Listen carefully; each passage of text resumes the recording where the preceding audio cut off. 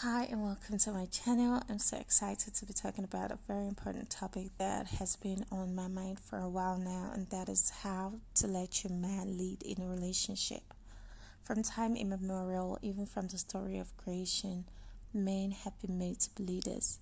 God himself deemed it fit that he created Adam before he went ahead to make Eve out of Adam. Naturally, men are the stronger and the harder ones, while women, on the other hand, are the softer ones. To rest in your femininity, it is pertinent that you allow your man lead, unless you're dating a man who doesn't know how to do so. Letting him lead means ensures that you have confidence in him. In this topic, I will be listing 5 ways. I will be talking about 5 ways in which you can allow him to lead you in the relationship. And the first point on this list is to let him make decisions. To be honest, ladies, some of us are actually guilty of being over controlling and overbearing and wanting to be the ones to decide how the relationship goes. Unless you're very much aware that your man makes right decisions almost all of the time, it is my belief that it can be somewhat toxic when you push him into doing what you want all the time. Rather than forcefully make him follow your own thoughts and decisions, I believe it is wise for you to suggest your thoughts to him, emphasis on the suggest. Then you both can go ahead and weigh both of your decisions or ideas. Let him in on why you think or believe your own idea is good while he does same, and then you both go ahead and pick the better one or meet halfway. Never ever push a man into doing things that you want. Being in a relationship doesn't warrant you both competing. You both are meant to complement each other. Understand that you both are different and that selfishness mustn't have a way in your relationship. Forcing a really good man to do your bidding all of the time while you neglect his wants, his ideas, his needs, his suggestions, and his values will only start to create cracks that will eventually lead to a collapse of the relationship if not sorted out on time. The second point on this list is for you to compliment him. Ladies, men are humans, and like we ladies, they also love to be complimented, even though they don't talk about it. Well, I won't say all of them don't talk about wanting to be complimented, but some, or if not most of them, don't talk about how they want women to make them feel good, how they want women to compliment them, and it is necessary to give him some accolades on a job well done. Tell him how much of a good job he does at loving you, how much of a good job he does at his workplace. Let him know that he is a strong person and that you greatly admire him. You can even fondly call him your Superman or whatever good sweet name you want to call him.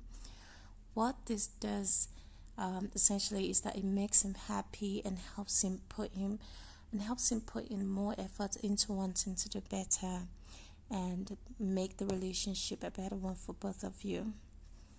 The third point on this list is for you to lovingly scold him. Men are not perfect. Women aren't perfect. No one in this life is perfect, and we all err. We all have our faults. And when your man does something wrong, calmly discuss it with him instead of yelling or nagging or shouting or pushing him or tearing his shirt or banging or screaming or whatever. Holding him accountable is necessary, but if you must do so, let him in on if you must do so, or if you must let him in on things that he does or did in the past that irked you, then talk to him about his inconsistency. You have to do this with positive reinforcement.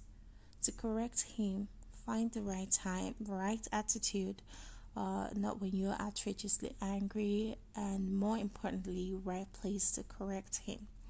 You do not want to call him out or correct him in public or at his place of work or in the presence of people who respect him so much, because rather than make him have a self-reflection that is necessary in correcting wrong attitudes.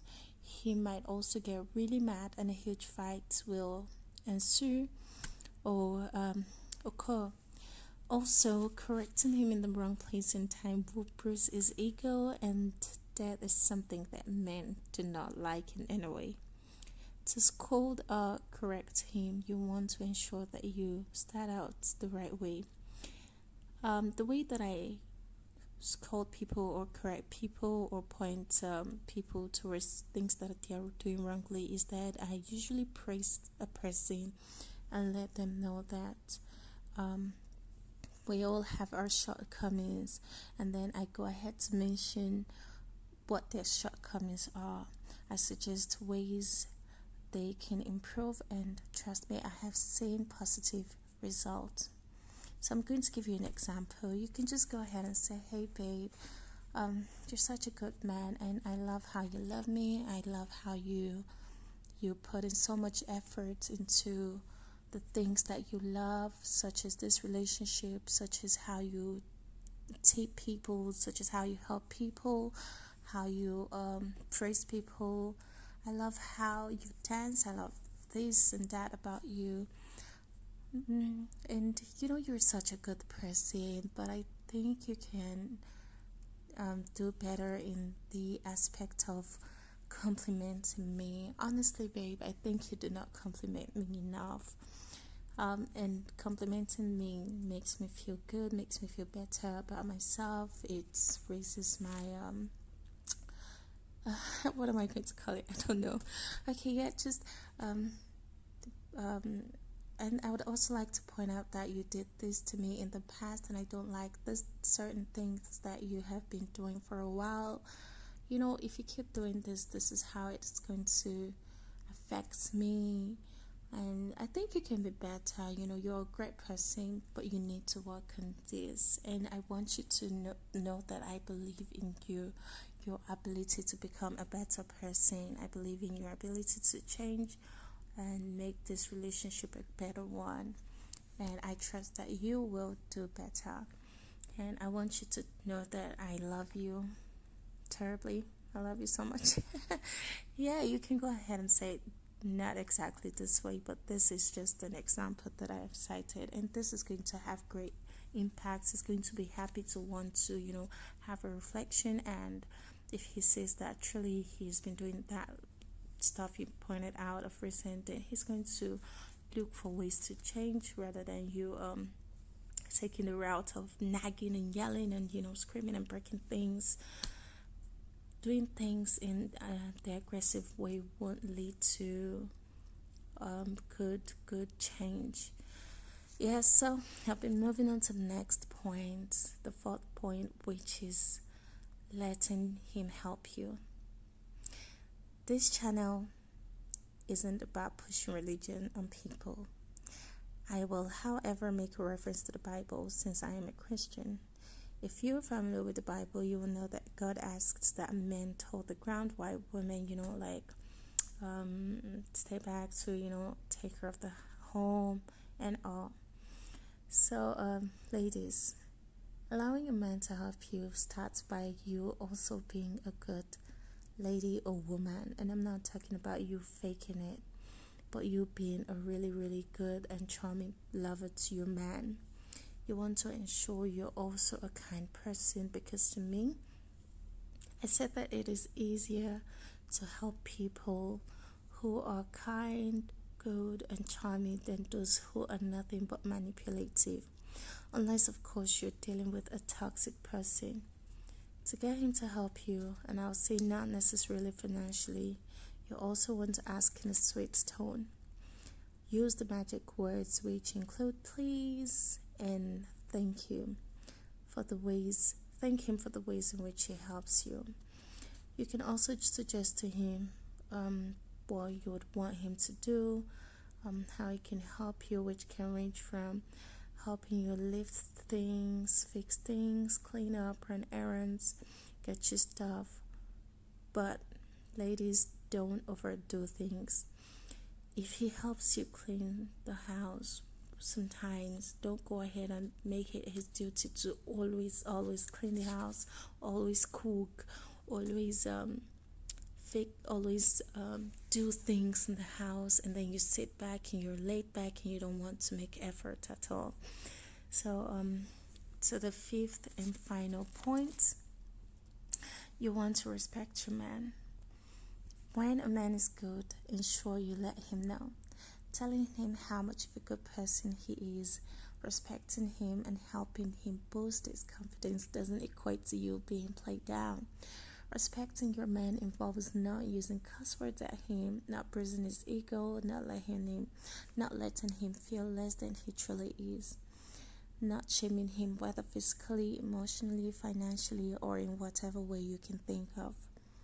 Respect, of course, is reciprocal. If you want to be respected more, or if he wants to be respected more, you both have got to dish it out to each other. You also have to give it. Although I hold dear to my heart that one should be respectful of people regardless of the attitude of that person. Ensure that you do not subject your man to emotional blackmails. This is nothing short of being toxic. When you respect a good man, it does help him want to be better and take the lead. I also want to suggest this as a bonus tip, that it would be a good thing to let him in on how he can do better in the relationship. As a disclaimer, ensure you are with a good person. If you're with a narcissist, he will automatically take control of the relationship. You will have no say whatsoever in that relationship, and you'll be subjected to treatment that you don't like. These tips are only required in healthy relationships, and I suggest that if you're in a toxic relationship with someone who is unwilling to change or doesn't even make a great effort at changing, then please find a way out of it. Now that this has been said, we've come to the end of the video. If you enjoyed it, then please give it a thumbs up, leave a comment. You can also add your own opinions. Don't forget that these are just my opinions. Also, please share to as many people as you can. Subscribe and turn the post notification bell so that you are aware when new videos are out. Until next time, take care of yourself, stay safe, glow, grow, and shine.